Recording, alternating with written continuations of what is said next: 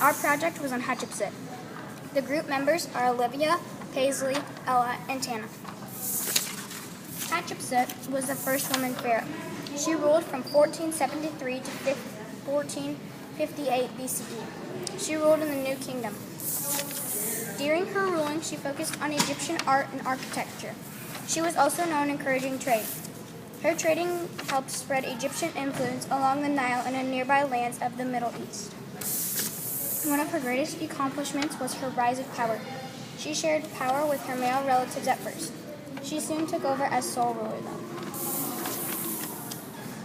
After Hatshepsut's husband died, the pharaoh position was supposed to go down to his son. Hatshepsut eventually took over the position, though. They believed that the son was fierce at Hatshepsut.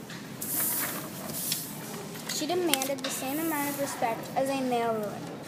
She sometimes dressed in men's clothes. She would even put on a fake beard worn by male pharaohs. Hatshepsut traded with other countries. Her biggest trade expedition was to the African kingdom Punt, at the southern end of the Red Sea. Around 200 men traveled in 5 ships. They traveled to Punt and brought gifts and traded goods. Hatshepsut had a very stunning monument. Her monument was called the Great Temple of Deir Albre. Her temple was built into a cliff above the Nile. At the entrance of the temple were 2 tall, thin monuments called obelisks. The entrance were graced by 200 Sphinx statues.